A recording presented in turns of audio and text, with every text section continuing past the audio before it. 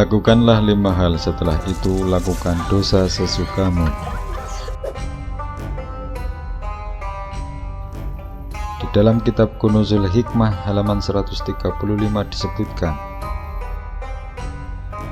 pada suatu hari datanglah seorang laki-laki menemui Imam Ali bin Husain radhiyallahu anhu.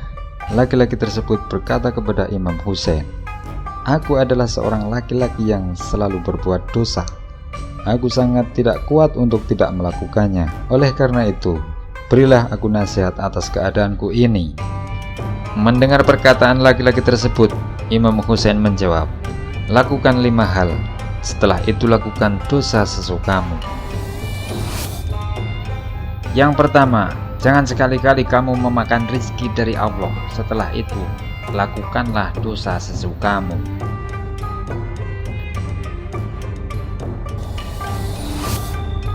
Yang kedua, keluarlah kamu dari wilayah kekuasaan Allah. Setelah itu lakukan dosa sesukamu.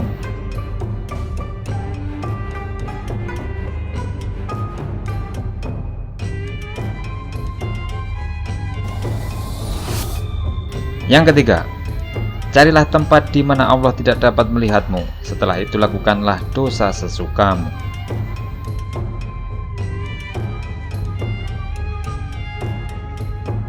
Yang keempat, jika datang malaikat pencabut nyawa kepadamu, jauhkanlah dirimu darinya. Setelah itu lakukanlah dosa sesukamu.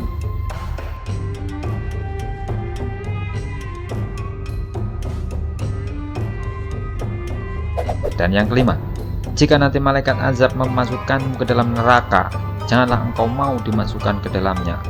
Setelah itu lakukanlah dosa sesukamu. Di dalam kitab lain disebutkan, Hatim al-Asam adalah salah satu murid As-Sakik al-Balakhi. Suatu hari Sakik bertanya kepada dia, "Kamu telah bersamaku selama 30 tahun, lalu apa yang telah kamu dapatkan?" Hatim menjawab, "Saya telah mendapatkan 8 faedah dari ilmu, dan itu sudah cukup bagi saya karena saya mengharap keselamatan pada 8 faedah itu." Sakik bertanya, "8 faedah itu apa saja?" Hatim menjawab, "Faedah pertama, saya melihat semua makhluk mempunyai sesuatu yang dicintai dan dirindui. Sebagian yang dia cintai hanya menemani dia sampai dia sekarat saja. Ada yang hanya menemani sampai pinggir kubur, kemudian mereka semua kembali dan meninggalkan dia sendirian, tidak ikut masuk ke dalam kubur. Lalu saya berpikir, kekasih terbaik seseorang adalah yang ikut masuk ke dalam kubur dan membuat dia tentram di dalamnya. Lalu saya tidak menemukannya melainkan amal soleh saja. Kemudian saya menjadikan amal sebagai kekasih supaya dia menjadi penerang kubur saya, penentramku dan tidak meninggalkanku sendirian." Faedah kedua, aku telah melihat orang-orang suka mengikuti hawa nafsunya dan cepat-cepat melakukan keinginan dirinya. Kemudian aku memikirkan firman Allah, "Dan ada pun orang yang takut pada makom Tuhannya dan mencegah dirinya dari kesenangannya, maka surga adalah tempat dia." Aku yakin kalau Quran adalah benar dan hak. Kemudian aku bersegera untuk menentang nafsuku dan aku bersiap-siap untuk memerangi dan menghalanginya dari kesenangannya hingga nafsu bisa menjadi ridho untuk taat kepada Allah dan tunduk.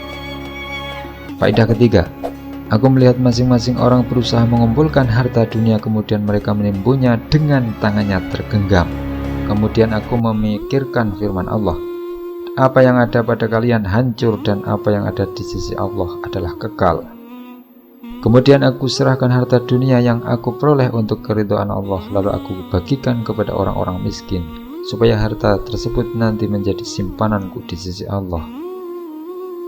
Faedah keempat, aku telah melihat sebagian orang yang menyangka kalau kemuliaan dia berada dalam banyaknya pengikut dan keluarga, kemudian dia menjadi tertipu oleh mereka.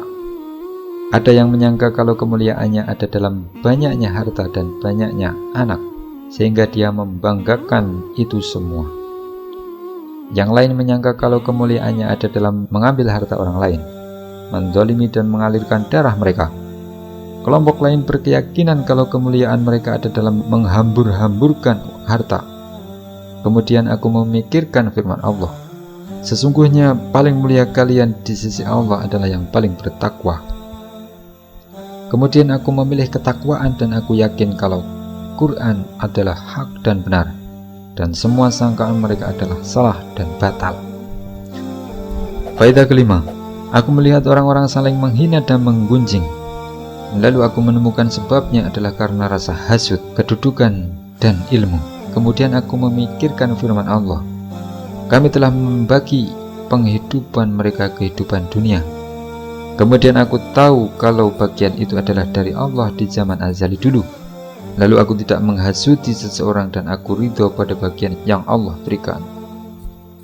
Faedah keenam, aku melihat orang-orang saling memusuhi karena suatu tujuan atau sebab. Kemudian aku memikirkan firman Allah, sesungguhnya setan adalah yang menjadi musuh kalian, maka jadikanlah dia sebagai musuh. Lalu aku menjadi tahu kalau tidak diperbolehkan memusuhi seseorang pun selain setan.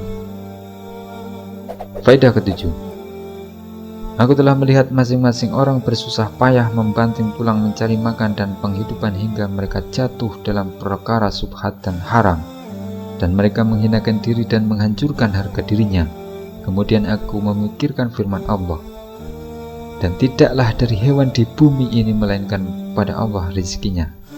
Kemudian aku tahu bahwa rezekiku ada pada Allah dan Dia telah menanggungnya. Lalu aku bersibuk diri beribadah kepadanya dan aku putuskan harapanku kepada selain Dia. Faedah ke-8, aku melihat masing-masing orang berpegang teguh pada sesuatu yang diciptakan. Ada yang berpegang kuat pada dinar dan dirham, ada yang berpegang teguh pada harta dan kekuasaan, ada yang berpegang kuat pada pekerjaannya, dan ada yang berpegang teguh pada makhluk seperti dia. Kemudian aku memikirkan firman Allah, dan siapa yang berserah diri kepada Allah maka Dia yang akan mencukupinya. Sesungguhnya Allah akan memenuhi urusannya. Sungguh Allah telah menjadikan kadar pada segala sesuatu. Kemudian aku berserah diri kepada Allah.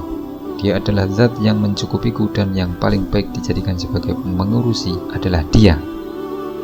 Kemudian Syakik berkata, Allah telah menolongmu. Aku telah melihat dalam Taurat, Injil, Zabur, dan Al-Quran.